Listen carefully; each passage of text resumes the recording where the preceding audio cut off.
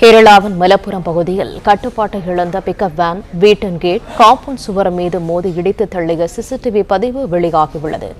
இதுகுறித்த கூடுதல் தகவல்களை தருகிறார் எமது செய்தியாளர் கண்ணன். கண்ணன், வணக்கம். விவரங்கள் என்ன?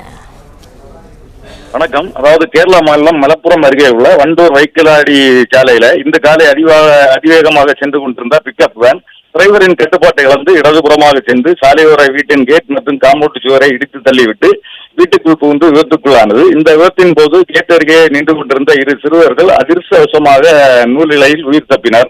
அதே போல விபத்துக்குள்ளான பிக்கப் வேன் காம்பவுண்ட் சுவரின் இடிபாடுகள் சிக்கிக் கொண்டதால் வீட்டு வராண்டாவில் இருந்து விளையாடி கொண்டிருந்த இரு சிறுமிகளும் அதிர்ஷ்டவசமாக உயிர் தப்பினர். பிக்கப் வேனை ஓட்டி வந்த டிரைவர் மற்றும் உதவியாளர் லேசான காயங்களுடன் உயிர் தப்பிய நிலையில கட்டுப்பாட்டை இழந்த பிக்கப் வேன் வீட்டின் கேட் மற்றும் காம்பவுண்ட் சுவர் மீது மோதி விபத்துக்குள்ளாகும் பதைக்கும் சிசிடிவி காட்சிகள் தற்போது வெளியாகியுள்ளது. பிளே ஸ்டோர் மற்றும் ஆப் ஸ்டோரில் இருந்து பாலிமர் செயலியை QR கோடு மூலம் பதிவிறக்கம் செய்யுங்கள். செய்திகளை உடனுக்குடன் பெறுங்கள்.